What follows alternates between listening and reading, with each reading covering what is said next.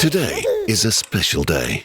Today, more than 350,000 people will be born and 150,000 will die. Today, we'll hurdle another 2.5 million kilometers around the sun and eat enough rice to build the Great Pyramid of Giza 6 times. Today is special because of what God is doing in it. Ever since God created the very first day, He has been shaping history and unfolding a story so magnificent that all people on earth need to hear it. His plan of seeking and saving the lost through Jesus unfolds through the entire Bible. Each day, the Old Testament pointed to the greatest event of all, the day when God rescued people. Through miracles and stories, Jesus gave glimpses of an upside-down kingdom that is unlike anything that people could imagine. A kingdom of humility, grace, generosity, and surprise. A kingdom where Jesus said, "You must be like a child to enter." If you look carefully at God's salvation history, God often chose young people to do His work. Samuel, as a child, heard God's voice when no one else was listening. Naaman's servant girl remembered that God was still at work despite the circumstances. David, a humble shepherd boy, became a great leader. And a boy whose name we don't even know saw what God could do with his 5 loaves and 2 fish. Becoming a follower of Jesus so often begins as a child or teenager.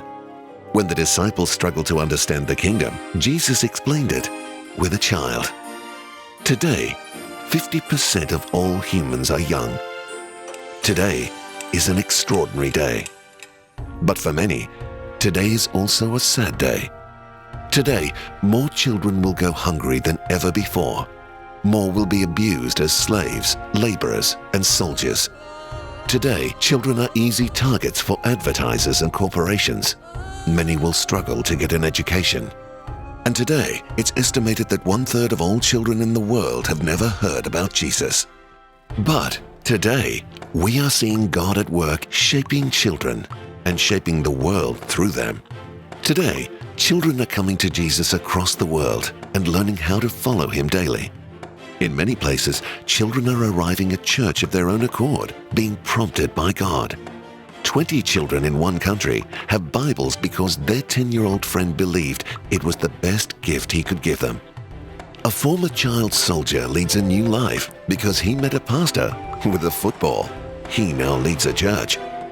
Today, children are caring for others and their world. Street kids in one city prayed and marched together to advocate for justice. Government and businesses have responded. Over 100,000 children planted trees to care for their environment. Today, children are discovering Jesus as they learn skills for life. Children are being discipled as they are coached in sport, in media, technology, dressmaking, and even robotics. Today, agencies and churches are partnering together and sharing resources more than ever before. Some denominations and agencies have made children a major focus for a year, for a decade, or even forever. More training strategies and resources for discipleship are spreading rapidly across the world.